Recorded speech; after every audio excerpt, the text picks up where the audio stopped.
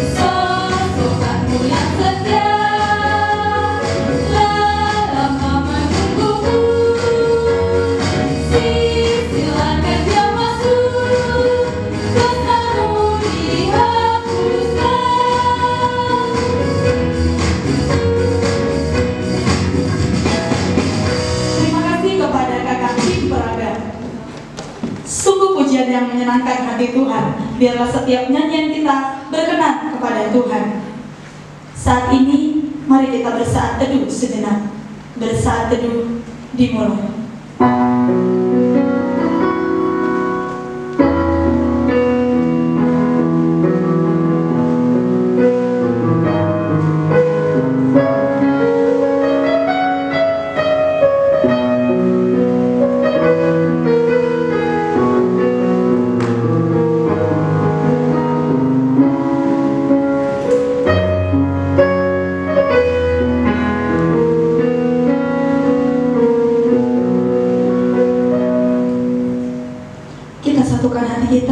Kita berdoa. Bapa kami yang bertahta di dalam kerajaan surga, kami mengucap syukur Tuhan buat setiap apa yang berkat kami rasakan. Kami merasakan berkat-Mu, anugerah-Mu yang luar biasa melingkupi setiap kami. Dan kami bersyukur kalau saat ini Tuhan Yesus, kami boleh beribadah meskipun secara virtual seperti ini. Tapi kami percaya Tuhan, kami boleh merasakan hadirat-Mu dimanapun kami berada. Hadirat-Mu memuaskan setiap kami. Terima kasih ya Tuhan, dan kami memohon ampun atas setiap dosa, pelanggaran yang sudah kami lakukan, supaya kami layak berkenan di hadapan-Mu. Terima kasih Tuhan, kami mulai ibadah kami dalam nama Tuhan Yesus. Amin. Selamat datang di Kebaktian 2 Fakultas Matematika dan Ilmu Pengetahuan Alam Universitas Negeri Medan, Sabtu 21 November 2020 dengan tema Say No to Sin, yang akan dilayani oleh Bang Dr. Doktorandus M. Victor Lumban Tobing, MA DTH. Satu nama yang layak disembah dan layak ditinggikan, dialah Yesus Kristus Tuhan, yang bertahta dari dulu, sekarang, dan selamanya. Kita akan nyatakan penyembahan kita. Kita bernyanyi, layak dipuji, disembah.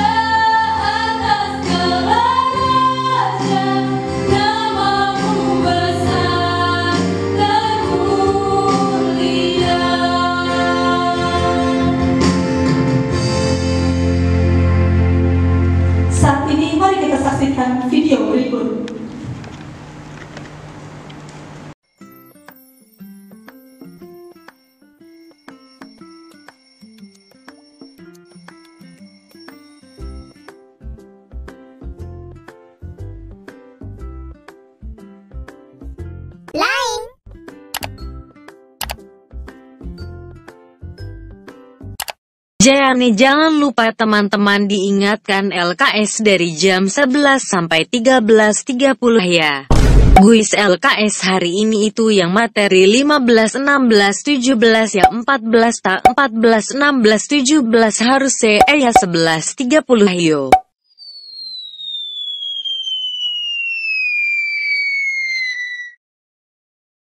11.30 yo.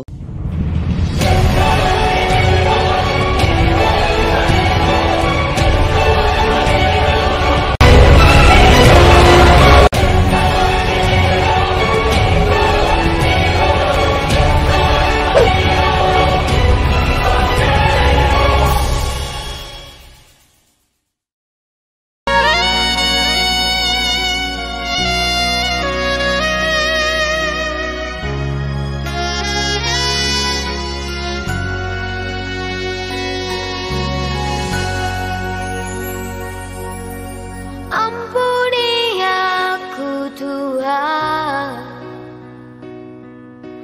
dari segala dosaku. Lepaskanlah semua ini, derita yang ku rasa. Kirimkan aku Tuhan, malaikat penghibur hati, agar tentang jiwaku ini untuk jalani hidupku.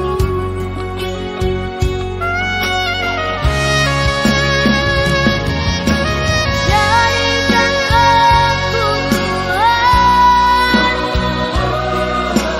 seperti yang Kau mau. Bimbing setiap langkahku di jalan yang benar. Ajari aku Tuhan untuk mengasihi. Jadikanlah diriku orang yang berguna. Firman Tuhan dalam Amsal 28 ayat 13 berkata, siapa yang menyembunyikan pelanggaran tidak akan beruntung, tetapi siapa yang mengakui dan meninggalkannya akan disayangi. Mari mengakui segala keberdosaan kita di hadapan Tuhan. Kita nyatakan lagu pujian kita, sujud di altarnya.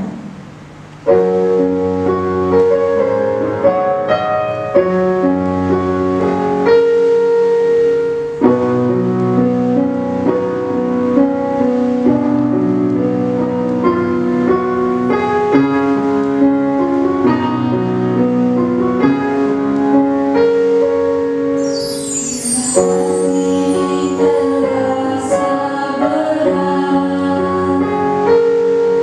tak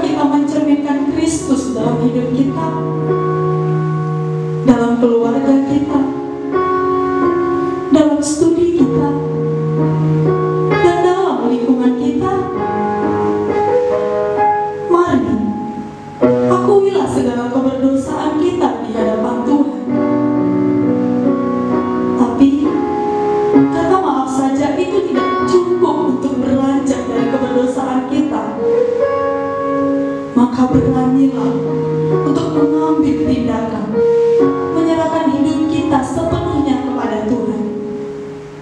Karena karya terbesar Tuhan telah dinyatakan melalui pengorbanannya di kayu salib. Mari kita nyatakan pujian kita sekali lagi. Katakan, sujud di altarnya.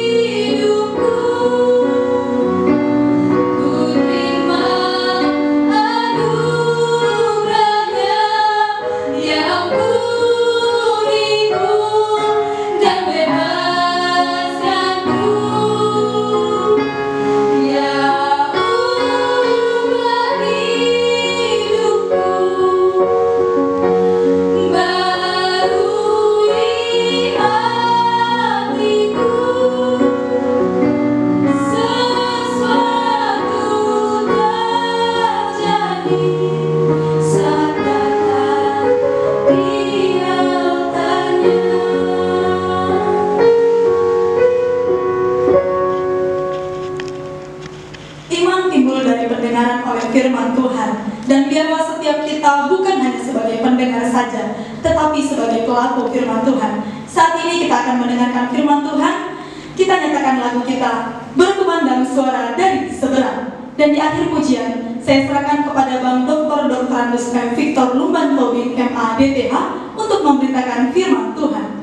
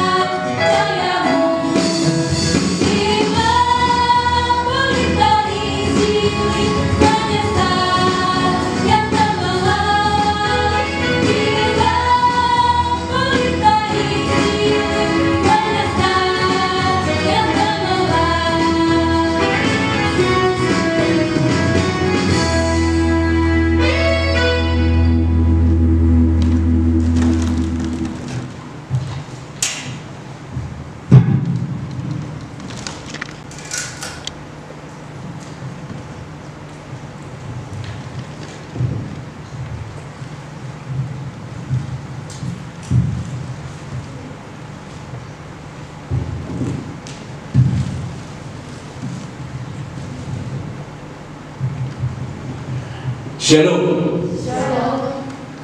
I'm so happy to be back home. Saya bersukacita bisa kembali ke rumah karena Unimed adalah rumah saya yang pertama di perguruan tinggi. Sudah lama saya tidak bertemu dengan saudara-saudara lewat persekutuan yang mula-mula saya bina dengan nama rubrik akhir pekan, dan puluhan tahun sudah. Jadi saya merasa seperti kembali pulang ke rumah, ya, back home. Terima kasih untuk undangan dari adik-adik saya di FMIPA.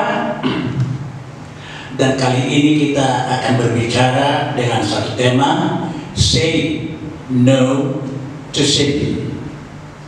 Mari kita berdoa. Terima kasih Tuhan,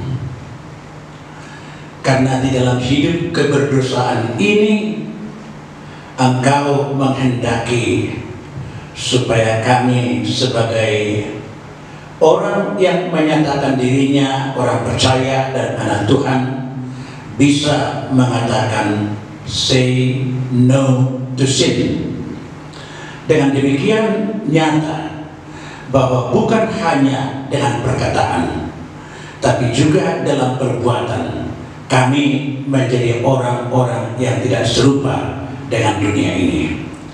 Berkati hamba-Mu, berkati firman-Mu, berkati setiap adik-adik hamba, baik yang mendengarkan di tempat ibadah mereka masing-masing di rumah atau dimanapun.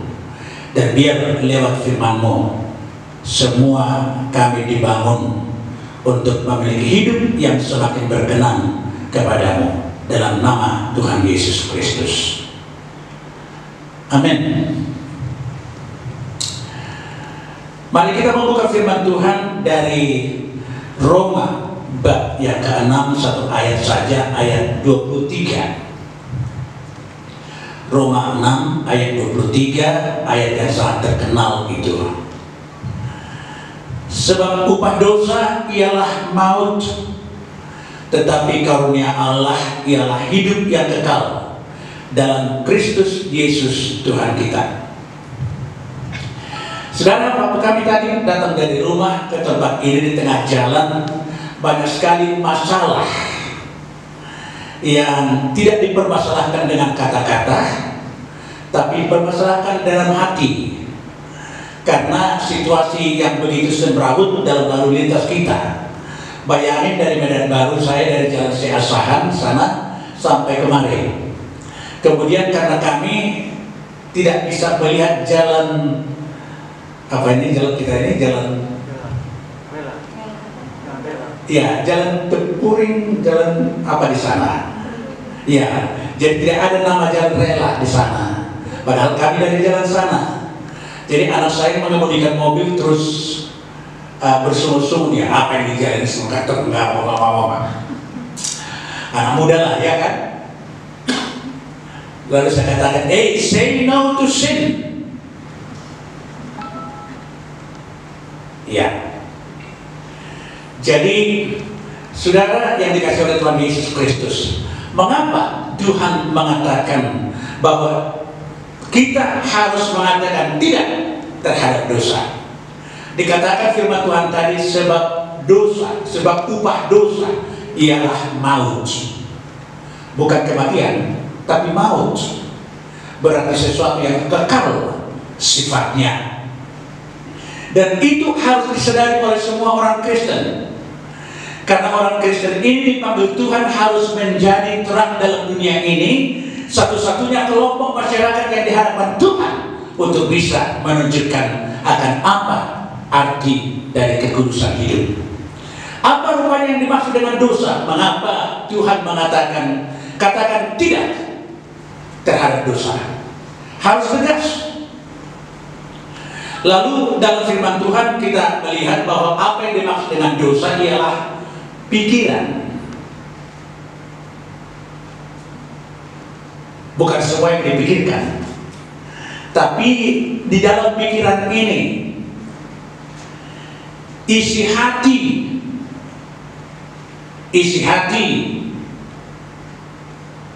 bukan sesuatu yang diungkapkan, tidak didengarkan orang, tidak diketahui orang, tapi diketahui oleh dua oknum. Diketahui Tuhan Yesus dan diketahui diri sendiri. Anda tahu apa isi hati Anda. Lalu kehendak atau niat.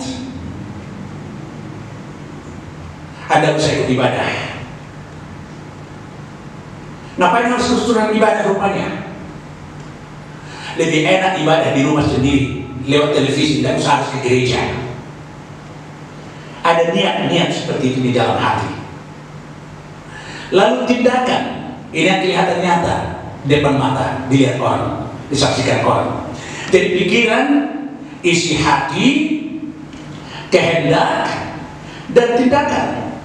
Itulah semua sebenarnya apa yang di dalam hidup manusia.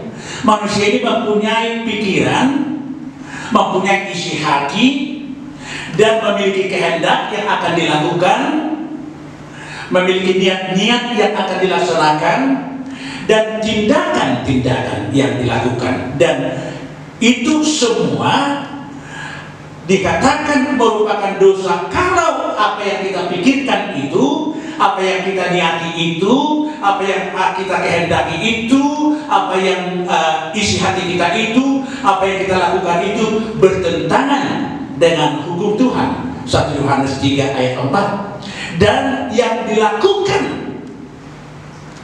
tidak berdasarkan iman. Roma 14 ayat 23. Iya. Jadi makan pun bisa dosa. Ya. Menikah pun bisa dosa. Kalau Anda lakukan itu bukan karena iman, bukan karena kehendak Tuhan. Kalau ada dua orang yang bercinta-cinta kemudian menikah, lalu yang mereka niati di dalam hati mereka, yang mereka pikirkan mengapa mereka menikah, ya supaya aku bisa menyalurkan keinginan seksual saya, supaya aku jangan jomblo lagi, supaya orang tua saya tidak susah lagi. Bukan karena iman bahwa Tuhan menghendaki saya akan menikah, dan inilah orang yang diperuntukkan Tuhan kepada saya. Saya yakini, saya imani itu. Kalau bukan demikian, semua adalah dosa.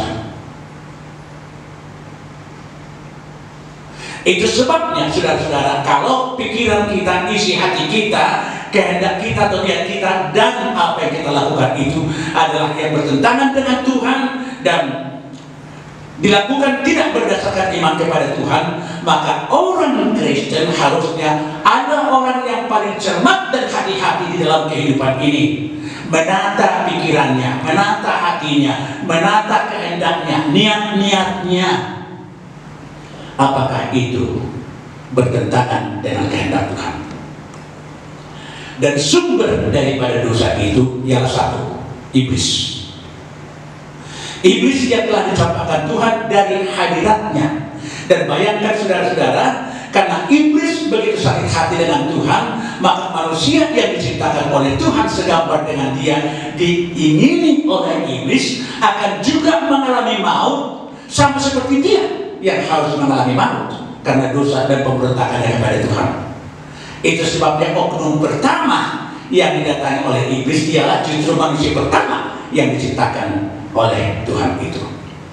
Sebenarnya kita tahu waktu Tuhan menciptakan manusia itu, kehendak Tuhan, isi hati Tuhan ialah supaya manusia itu selalu menikmati Tuhan, bebas bergaul dengan Tuhan. Surga dinikmati, surga diciptakan Tuhan ialah supaya manusia yang dicipta segambar dengan dia itu akan ada di sana. Itu sebabnya nyanyian itu mengatakan, kalau bukan kasih, surga tiada, tiada yang ku rasa. Kalau bukan kasih, dikatakan Allah itu kasih adanya. 1 Yohanes 4 ayat 8 dan 16 itu. Kerinduan Tuhan yang paling besar mengisi hati Tuhan ialah supaya Anda dan saya harus menjadi ahli waris kerajaan surga, menikmati surga. Dan untuk apa yang telah dirancang dari awal itu, setelah manusia jatuh ke dalam dosa, itu yang paling menghancurkan hati Tuhan. Keberdosaan manusia itu, karena Tuhan tahu dengan dosa itu manusia akan mengalami maut, tidak lagi ke surga. Ya, dan dosa itu saudara-saudara masuk kepada semua kita melalui nenek moyang tunggal kita itu, Adam. Dan kalau ada yang mengatakan nabi yang suci, nabi yang kudus, nabi yang ini, nonsense. Masa ada nabi yang menikahi anak gadis berumur 6 tahun, melakukan hubungan seksual umur 9 tahun, 58 tahun menikah dengan anak perempuan karena dia nabi. Apa yang diniati, apa yang dilakukan, apa yang dipikirkan, saudara. Dan akibatnya, saudara-saudara, karena nenek moyang kita itu berdosa, maka semua manusia telah berdosa. Kita semua, no exception. Tidak ada kekecualian. Apapun yang menjadi status dalam kehidupan ini, status rohani dan status fisik, semua mereka telah berdosa. Berarti semua harus mengalami maut. No exception. Tidak ada kekecualian. Victor Tobin juga akan mengalami maut kalau dosa itu tidak diselesaikan. Dan semua kita harus mengalami maut karena kita semua dikandung di dalam dosa. Saudara-saudara, dan akibat daripada keberdosaan itu yang terjadi pertama itu kepada manusia. Tadi katakan semua manusia telah berdosa, semua manusia dikandung dan diperanakan dalam dosa. Akhirnya hubungan manusia dengan Allah menjadi terputus. Ada jurang yang sangat dalam yang memisahkan Allah yang Maha Kudus dengan manusia yang ada di dalam dosa. Dan tidak ada jembatan yang bisa dipakai untuk menjembatani jurang itu. Jembatan yang datang dari diri manusia. Ada jurang yang memutuskan kita dengan Allah. Yang kedua ialah bahwa kita takut dan menghindar dari Allah. Pada dasarnya manusia ini, saudara-saudara, kalau Allah datang kepada dia, maka dia takut. Itu terjadi kepada Adam.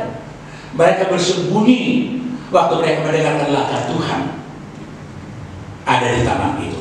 Dan itu diwarisi oleh semua manusia. Itu sebabnya paling sulit manusia untuk diajak ikut Tuhan. Kalau diajak untuk cari duit, diajak ke sana kemari, saudara-saudara, itu tidak sulit.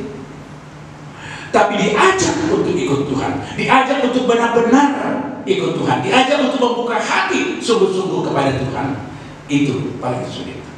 Karena apa? Karena ada di dalam diri manusia itu sesuatu yang belum diselesaikan, yang menentang kerinduan untuk datang kepada Tuhan. Ya. Dan kemudian kalau jembatan itu tidak ada, saudara-saudara, maka manusia akan mengalami maut dan kematian yang kekal. Itu sebabnya orang berdosa memiliki dua jenis kematian. Kematian fisik, umur kita hanya 70 tahun. Kalau kita kuat, berapa tahun? 80 tahun. Ya saudara, saya sekarang 79 tahun. Kalau saya kuat, tinggal 1 tahun lagi. Tapi saya meninggal umur 95 tahun. Tidak stroke, tidak pikun, tetap kuat untuk melayani Tuhan. Bisa minta? Bisa, mintalah, maka kepadamu akan diberikan. Itu hebatnya punya Tuhan Yesus. Tapi kalau tidak punya Tuhan Yesus, apa dasar kita rupanya untuk datang meminta? Bagaimana kita bisa mengenal Allah kepada siapa kita meminta kalau kita tidak berhubungan dengan Allah yang sudah menjadi manusia? Waktu saya berumur 70 tahun, lalu adik-adik yang kita layani yang datang dari Jakarta, dari mana-mana untuk merayakan di Medan, saya tidak tahu, rupanya anak-anak saya mengundang mereka. Lalu salah seorang yang datang dari Jakarta mengatakan, Bang Victor, karena semua mereka panggil abang, sama saya sampai sekarang masih panggil abang juga. Ya walaupun yang berubah ada panggil opung, tapi panggil abang. Bang Vic, apa mau didoakan? Saya katakan 25 tahun yang pertama dari umur saya terbuang percuma karena saya hidup tanpa Tuhan Yesus. Walaupun saya anak pemimpin, anak pemimpin gereja, bapak saya harus ditandu ke gereja untuk khotbah kalau dia lagi sakit. Tapi bukan berarti karena orang tua saya demikian kepada Tuhan, saya sudah juga menjadi anak Tuhan. Lalu karena 25 tahun yang pertama dari umur saya terbuang, maka saya katakan tolonglah supaya Tuhan menggantikan itu dengan 25 tahun lagi. Jadi kalau saya umur 70 tahun pada waktu itu, maka tambah 25 tahun kan 95. Maka saya katakan saya harap saya meninggal umur 95 tahun. Ya, tapi tidak pikun supaya kaki saya yang rajin langkah kesana kemari pada 25 tahun yang pertama masih rajin melangkah kesana kemari untuk melayani Tuhan. Itu sebabnya kalau diminta melayani Tuhan dalam situasi sekarang pun saya tidak pernah tolak. Sekarang, jadi manusia yang di luar Tuhan mempunyai dua jenis kematian. Saudara, kematian fisik. Dan kematian fisik itu sebenarnya bukan dimulai setelah kita tidak bernafas lagi. Manusia masih hidup sekarang yang ada di luar Tuhan adalah orang yang sudah mati. Jadi banyak ini manusia ini merupakan mayat-mayat bergerak.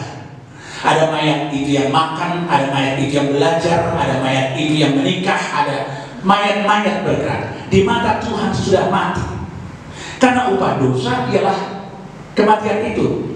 Tapi setelah kemudian nafas roh berpisah dari tubuh jasmani, meninggal dia mati yang kedua, dan itu kematian sampai kepada kekekalan. Ya. Tapi orang yang percaya kepada Tuhan mempunyai dua kehidupan.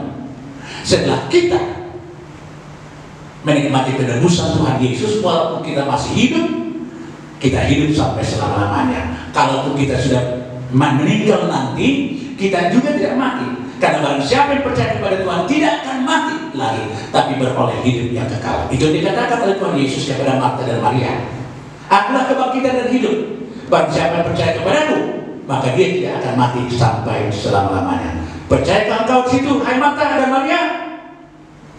Para keluarga inilah keluarga yang biasa mendengarkan Tuhan Yesus. Konsep imannya belum sampai ke sana.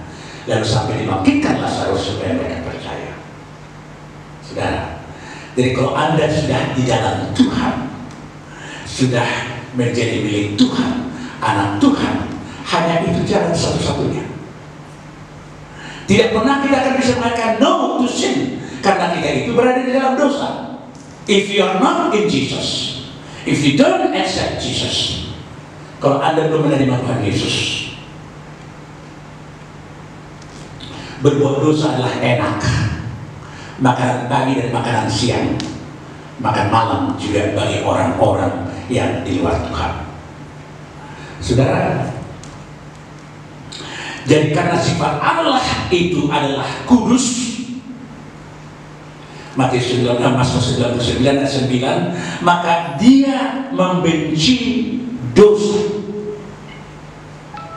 Allah tidak membenci orang berdosa. Yang dibenci oleh Allah ialah dosa. Karena apa? Karena Allah itu adalah kasih. 1 Yohanes 4 itu. Allah itu adalah kasih, dan yang dikasihi Tuhan ialah orang berdosanya, bukan dosanya. Jadi harus jelas itu. Itu sebabnya kita tidak boleh mendoakan supaya celaka orang yang selalu membenci kita. Karena orang itu dikasihi Tuhan. Dosanya, kebenciannya itu tidak disukai oleh Tuhan. Tapi kita harus berdoa bagi orang yang berdosa itu. Saudara, tapi Allah itu kudus, kasih. Tapi yang ketiga, Allah itu adalah kasih, adalah adil. Karena dia adil, maka orang berdosa harus dihukum karena dosanya, tapi orang berdosa harus diselamatkan oleh karena kasihnya. Ya, manusia ingin memperoleh keselamatan. Manusia tidak senang untuk masuk ke dalam maut. Karena memang apapun yang diusahakan manusia, Ya saudara-saudara, apakah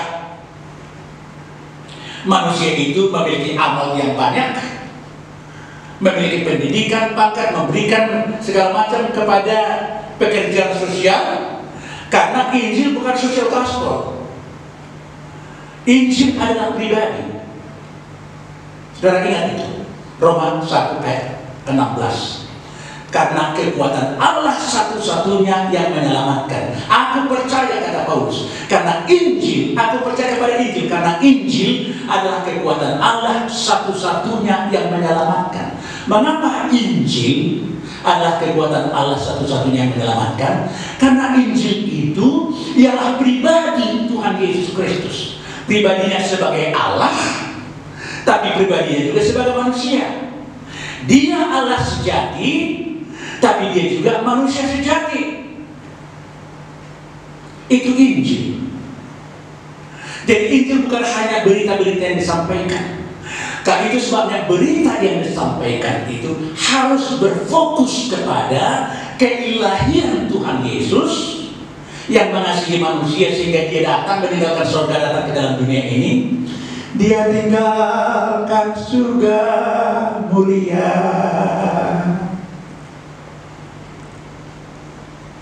untuk menjadi manusia.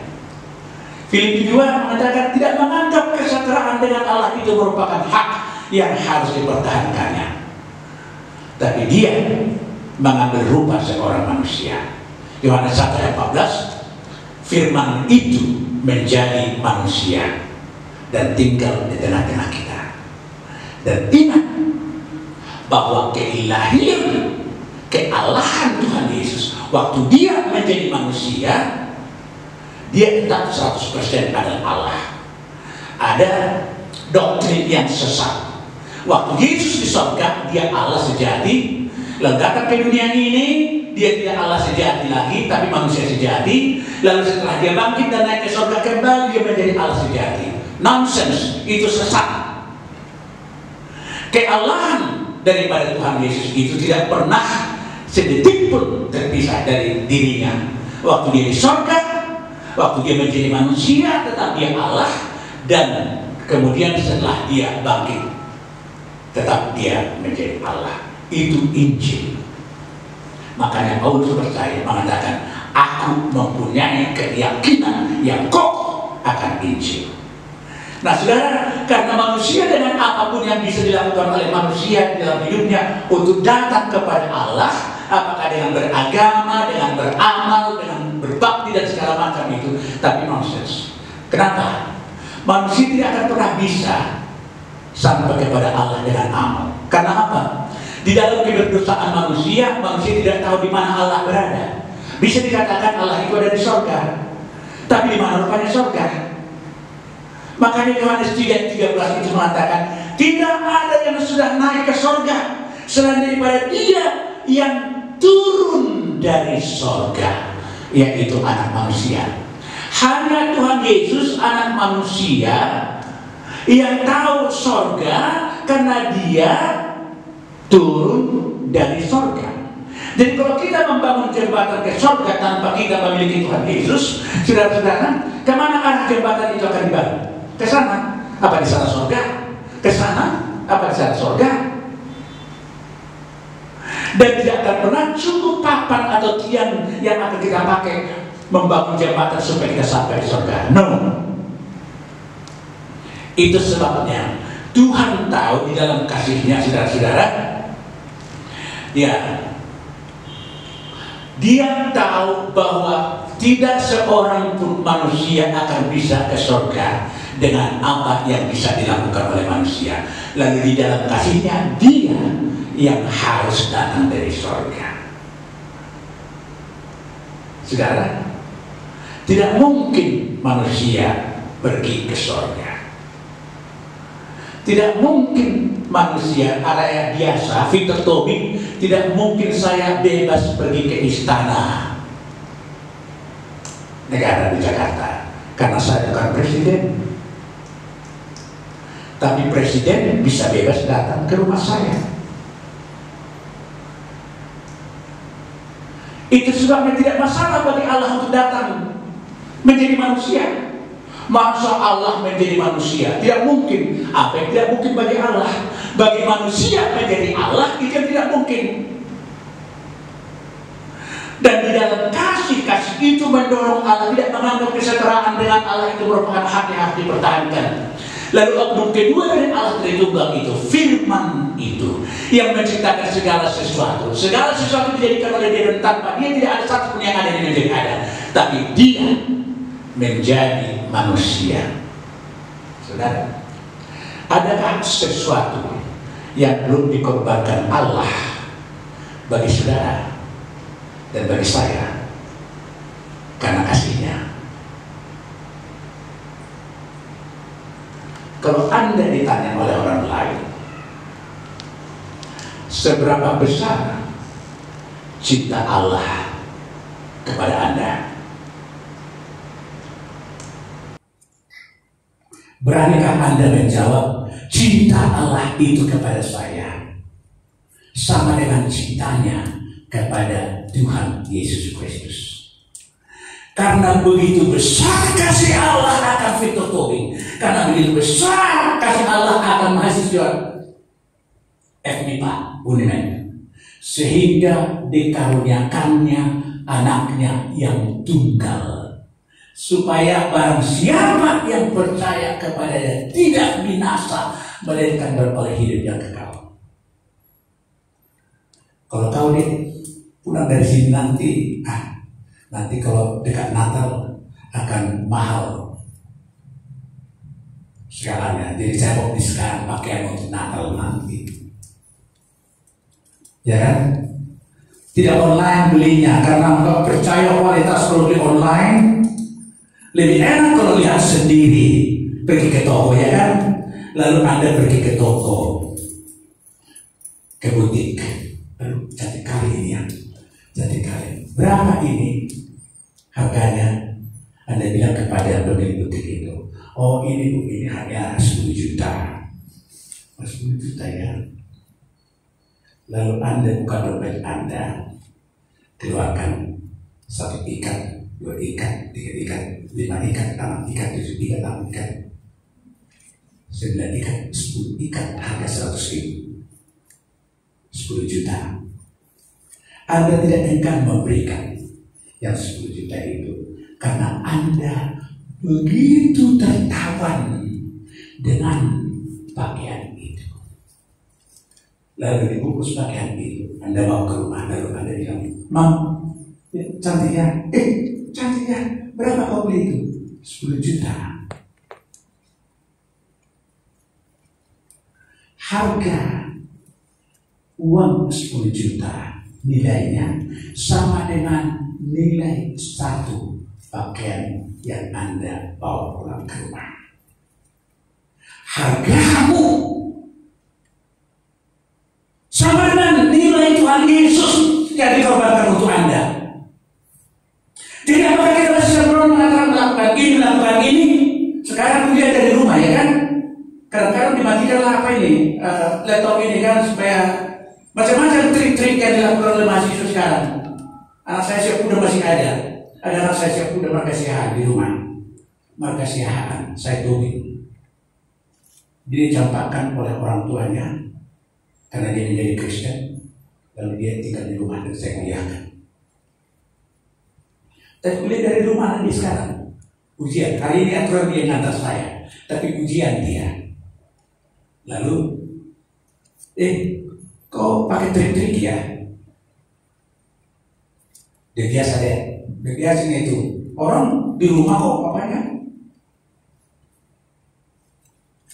niat hati, isi hati, pikiran, dan yang lain-lain itu yang bertentangan dengan kehendak Tuhan. Saudara,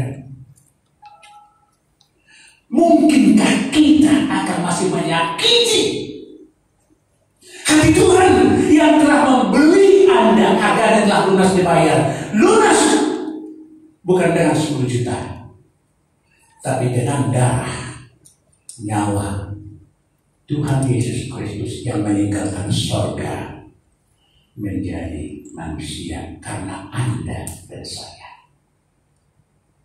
HP Pak Uta beritahu kan, saya ini datang dari desa lewat kampung sana di Pahai.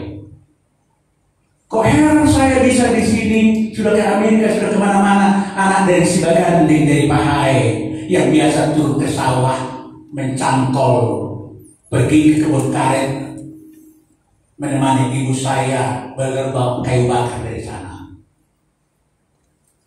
Tapi nilaiku sama dengan nilai Tuhan Yesus di mata Bapa. Masih mungkinkah main-main? Kalau kau jatuh cinta dengan seseorang, dilihat atau tidak dilihat, Anda tidak mungkin main-main.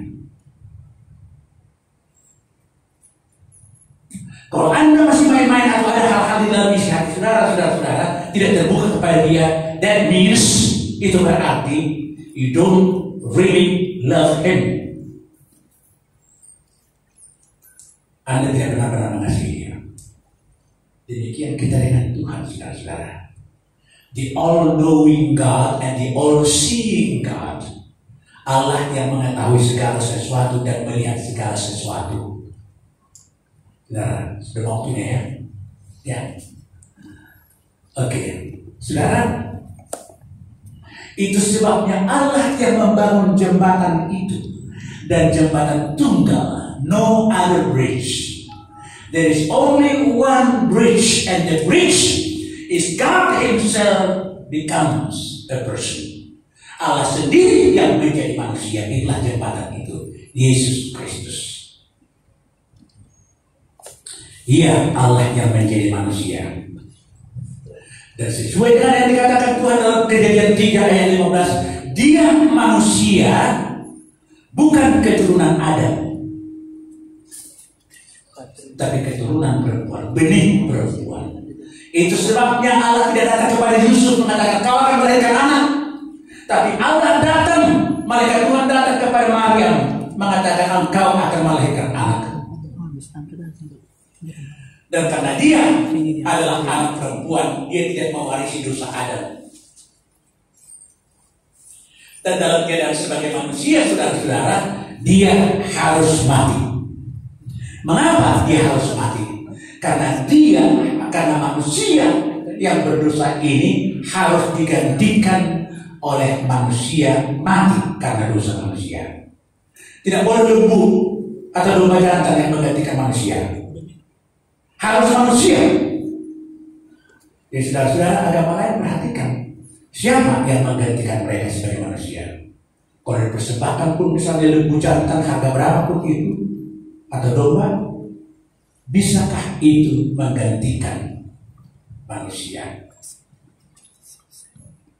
Lalu harus ada yang menggantikan. Makanya dikatakan salah satu makna kematian Tuhan Yesus itu ialah substitusi, menggantikan kita yang berdosa seorang yang tidak berdosa. Tapi dia yang tidak berdosa harus mati membayar hutang dosa kita. Maka dikatakan bahwa dia adalah menebus kita dari perbudakan dosa. Saya sering tegur ya ini, bahkan banyak pendeta yang berdoa mengatakan, terima kasih Tuhan karena Kau telah menebus dosa-dosa kami. Pernahkah Tuhan Yesus menebus dosa?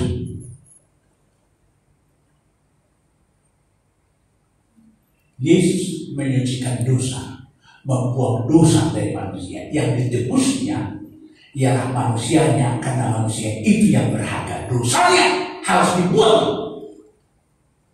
Jadi Yesus adalah penebus manusia, bukan menebus dosa-dosa manusia. Jangan ada berdoa nanti kepada Tuhan mengatakan terima kasih Tuhan karena Kau telah menebus dosa-dosa saya. Loaknya nangkong, loak ni burukon kata Tuhan. Buruk kali, kapan aku menebus dosamu? Kau yang Kau tebus. Karena Kau yang berharga bagi saya. Dosamu Kau buang. Kau sucikan, Kau bersihkan daripada dosa-dosa itu. Saudara, dia membayar segala hutang kita, itu hutang dosa kita. Maka hutang dosa ialah maut, karena upah dosa ialah maut. Dan Dia mengampuni segala dosa kita. Itu cocok. Mengampuni kita dari dosa dan mengampuni dosa-dosa kita, menganggap dosa kita tidak ada lagi. Karena sudah dibayar. Dibasuh kita bersih dengan darahnya. Dia menyucikan kita dari segala dosa-dosa. Jadi sebagai substitusi, sebagai penebus, sebagai pengampun, sebagai yang menyucikan, dan kemudian dia memperdamaikan kita dengan Allah Bapa di surga. Ada rekonsiliasi. Makna kematian Tuhan Yesus ya reconciliation.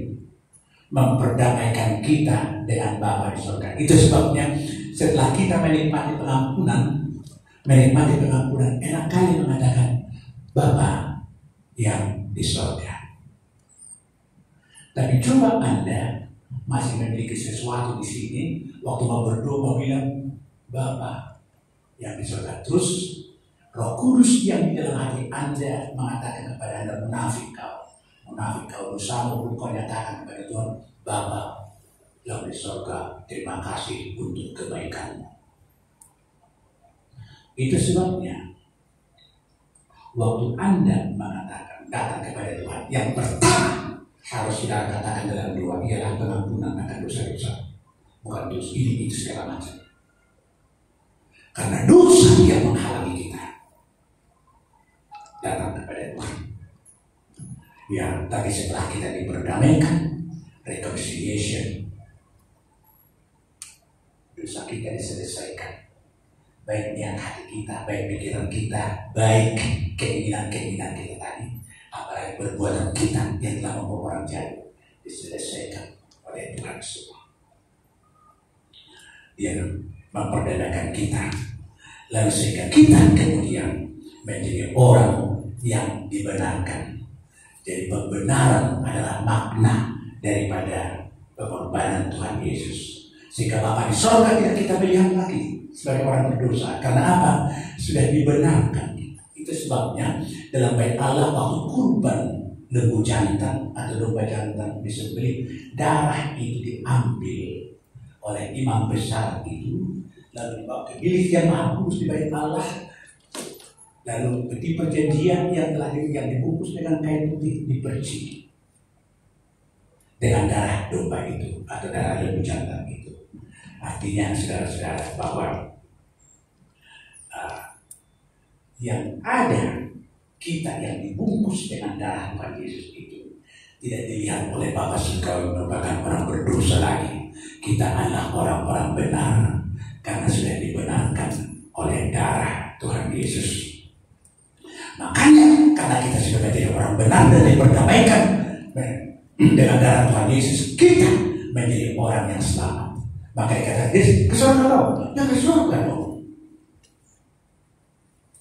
Hari itu saya berkunjung ke rumah anak saya, lalu sudah agak lama dia sakit mulut, ada seperti sariawan sudah agak lama. Lalu dia bilang,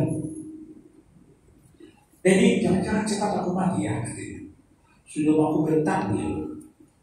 Akhirnya saya katakan, ya kalau mati kenapa? Gak bisa kita menyambut kedatangan panggilan Tuhan itu kepada kita. Kapan tidak akan dipanggil? Belum menikah, belum selesai studi, it's no problem. Oleh karena COVID pun gitu atau karena kanker pun tidak ada masalah itu bagi orang yang sudah dibenarkan oleh Tuhan. Dan semuanya itu saudara-saudara berakhir menjadi kita ahli waris dari kerajaan surga. Dan tidak ada sumbangan kita manusia berdosa sedikit pun. Tidak ada apa-apa yang bersumber dari diri kita yang dipakai supaya kita menjadi ahli waris kerajaan surga, kecuali anugerah semata-mata. Jadi keselamatan itu adalah anugerah yang disediakan bagi kita, dan kita akan memiliki anugerah itu kalau kita membuka hati kita kepada anugerah itu. Anugerah itu ialah Tuhan Yesus sendiri. Buka hati kepada Yesus, terima Dia menjadi Tuhan dan Juru Selamat. Nyatakan bahwa engkau adalah orang berdosa. Tidak harus bergantung kepada kemampuanmu menyatakan semua dosamu itu mulai dari kecil semua. Tidak bisa lagi kita ingatkan. Tapi mengaku dengan sungguh-sungguh mengatakan, Tuhan, aku tidak layak menjadi anakmu, aku orang berdosa. Tapi karena kasih-Mu, Engkau rela mengampuni saya dan menyelamatkan saya. Saya membuka hati saya kepada-Mu. Tinggallah di dalam aku, dan aku di dalam Engkau. Dan mulai dari sekarang, saya akan mengikut Engkau. I will say no to sin. I will walk with you. I will live with you. And I will always say no to sin. So please give me sensitivity.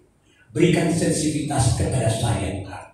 Supaya saya tahu yang mana kehendak-Mu, yang mana yang bukan kehendak-Mu. Dan itu sebabnya Efesus 1 ayat 12 itu, saudara-saudara, kita dimeteraikan dengan Roh Kudus. Roh Kudus itu tinggal di dalam hati kita, memberikan kita kewaspadaan dan kesensitifan akan yang mana kehendak Tuhan, yang mana yang bukan merupakan kehendak Tuhan. Oleh karena itu, saudara-saudara, bagaimana kita akan dengan tegas mengatakan no to sin if you don't have Jesus in your life? Tapi kita akan mengatakan, kalau tidak didengarkan orang, mungkin kita baru berbisik-bisiknya orang ini, ada gilanya ini, waktu kita makan, no, lakukan. Kita ngomong sendiri. Tapi karena Roh Kudus memberikan kepada kita kesadaran dan sensitivitas bahwa apa yang kita inginkan barusan, yang kita inginkan barusan, tidak merupakan kehendak dan kata no. Sekarang, oleh karena itu, yang menjadi pertanyaan, sejauh mana, benarkah Anda sudah membuka hati kepada Tuhan Yesus? Sudahkah Tuhan Yesus tinggal di dalam engkau? Bergaul akrabkah engkau dengan Dia yang ada di dalam engkau? Yesus mengatakan pada Yohanes 2 ayat 34, kalau kamu tinggal di dalam firman-Ku, maka firman-Ku itu akan memerdekakan kamu. Kamu akan mengetahui kebenaran, dan kebenaran itu akan memerdekakan kamu. Tapi ayat 36, Yesus mengatakan, apabila anak itu memerdekakan kamu, kamu benar-benar merdeka. If the Son sets you free, you are free indeed. Jadi kemerdekaan bagi kita hanya ada karena anugerah Tuhan Yesus yang kita terima di dalam hidup kita.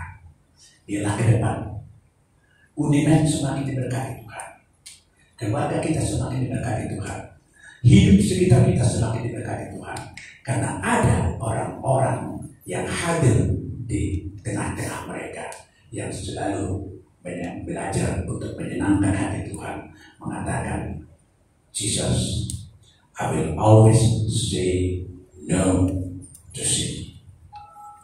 Tuhan memberkati. Mari kita berdoa. Tuhan, terima kasih untuk firman-Mu yang tidak mungkin bagi manusia, mungkin bagi-Mu.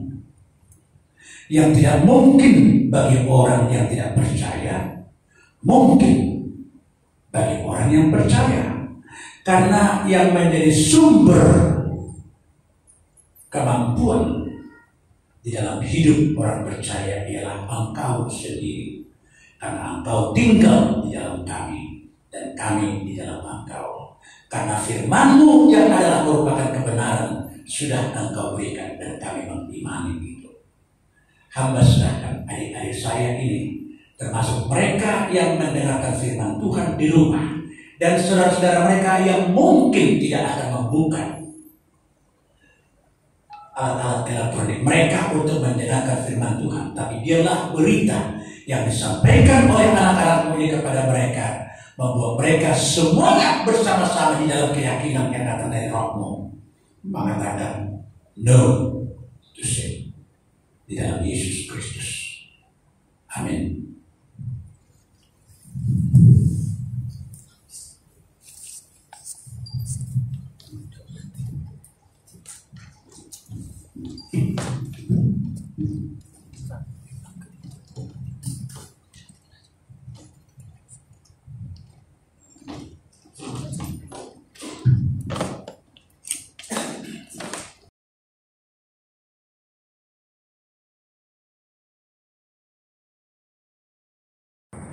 Ya, sungguh firman Tuhan yang luar biasa yang boleh kita dapatkan dan boleh kita dengarkan saat ini.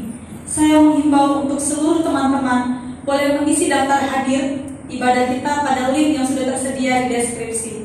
Dan saat ini kita akan berdoa syafaat.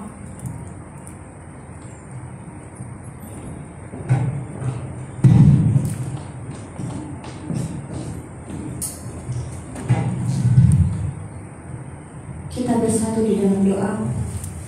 Terima kasih Bapa, terima kasih Tuhan untuk kasih setiamu dan anugerahmu yang kami terima hingga pada saat ini Bapa. Bapa, terima kasih juga untuk firman Tuhan yang boleh sampai pada kami Bapa. Kiranya firman Tuhan yang telah kami dengarkan dapat kami terapkan dalam kehidupan kami Bapa.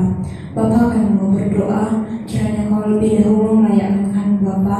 Kami mau mengakui segala kesalahan kami dan juga dosa-dosa kami. Kiranya Engkau yang telah menebus kami dapat melayakkan kami ke hadapan-Mu Bapa. Bapa, kami mau berdoa untuk kondisi kami pada saat ini, di mana pada saat ini Bapa Engkau kami sedang menghadapi beberapa masalah dalam kehidupan kami Bapa. Tuhan Yesus, Kau tahu bahwa dalam dunia saat ini terjadi virus yang sangat mengutarkan. Kiranya Engkau Tuhan yang mampukan kami untuk tetap menjaga kesehatan dan juga dapat mengikuti protokol kesehatan yang telah ditentukan Bapa. Bapa, kami mau berdoa untuk setiap pemerintahan kami dari jajaran dari yang tertinggi hingga yang terendah. Kiranya Kau Tuhan yang dapat memampukan kami dan memampukan setiap pemimpin kami agar dapat mensejahterakan masyarakat Bapa. Kami juga berdoa untuk kampus kami Bapa. Kiranya Kau Tuhan yang memberkati pemimpin kami dari jajaran yang tertinggi hingga yang terendah agar kami dapat mengikuti perkuliahan dan juga dapat mensejahterakan mahasiswanya Bapa. Tuhan Yesus, kami berdoa untuk studi yang telah kami sedang kami kerjakan. Kiranya Kau juga yang mampukan kami agar kami dapat mengerjakan setiap pembelajaran dan mengikuti pembelajaran kami dengan baik Bapa.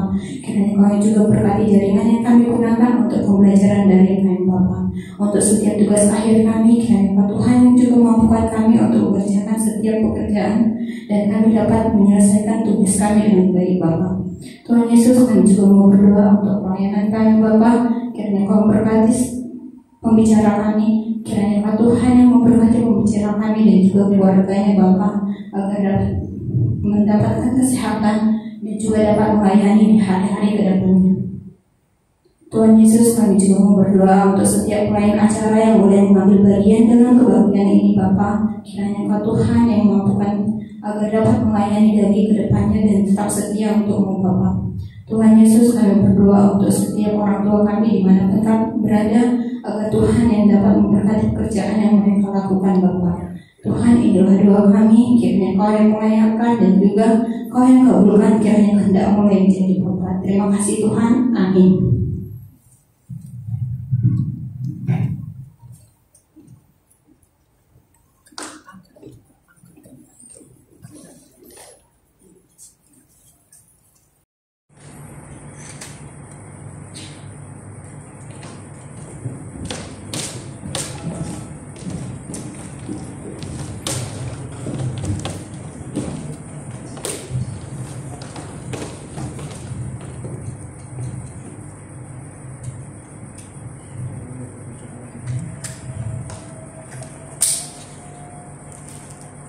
Kita telah tiba di penghujung ibadah kita yang mengajarkan kita untuk setiap apa yang kita niati, apa yang kita pikirkan, dan apa yang kita lakukan membuat kita semakin bertumbuh dalam Tuhan. Dan biarlah kita boleh semakin mengasihi, mencintai Tuhan lebih dari apapun dan membenci dosa lebih dari apapun. Mari kita nyatakan komitmen kita. Kita bernyanyi hidup bagi Kristus.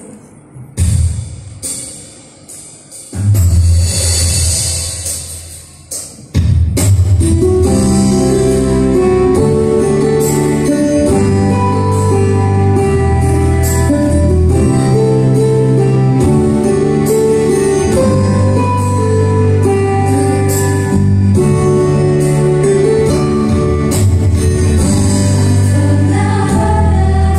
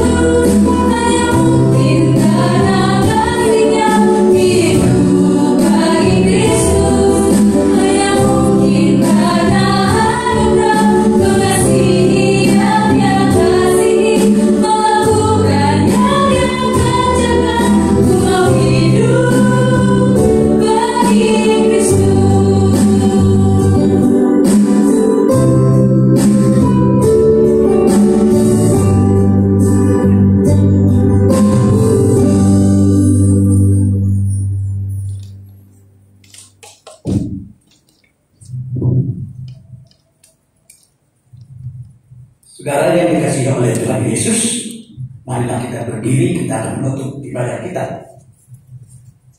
Jika kita nanti berdoa dengan doa yang diajarkan oleh Tuhan Yesus, supaya kita doakan itu bukan karena kebiasaan, tapi dengan segenap hati kita, penghayatan akan setiap kata yang ada dalam doa itu. Mari kita berdoa. Bapa, terima kasih. Engkau yang telah memperkenankan kami melaksanakan ibadah ini. Dan sekarang Tuhan, kami akan mengakhirinya.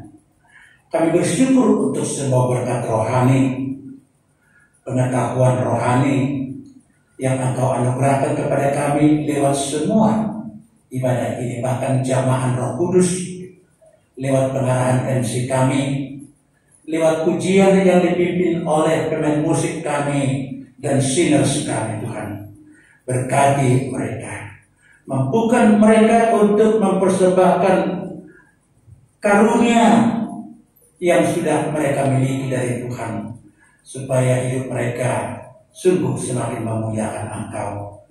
Kira tidak ada hal-hal yang tidak berkenan dengan kehendak Tuhan yang kami lakukan dalam ibadah ini. Dan kalau ada, Tuhan, ampuni kami semuanya. Terima kasih. Dan kami akan mengakhiri ibadah ini. Kami akan berdoa bersama-sama dengan doa yang telah diajarkan oleh Tuhan kami, Yesus Kristus, kepada pengikut-pengikutnya.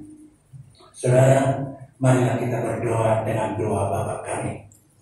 Bapa kami yang di sorga, dikuduskanlah namamu, datanglah kerajaan-Mu, jadilah kehendak-Mu di bumi seperti di sorga. Berilah kami pada hari ini makanan kami yang secukupnya, dan ampunilah kami akan kesalahan kami, seperti kami sudah mengampuni orang yang bersalah kepada kami. Dan janganlah membawa kami ke dalam pencobaan, tetapi lepaskanlah kami daripada yang jahat. Karena Engkaulah yang punya kerajaan dan kuasa dan kemuliaan sampai selama-lamanya. Amin. Dan biarlah anugerah Tuhan kita Yesus Kristus, kasih setia yang dari Allah Bapa, persekutuan, penyertaan dan bimbingan dari Roh Kudus, itulah yang menyertai setiap saudara dan menyertai semua mereka yang kita kasihi itu dimanapun mereka berada, saat ini, esok, dan sampai Maranatha. Amin. Kita nyanyikan Bapa, terima kasih.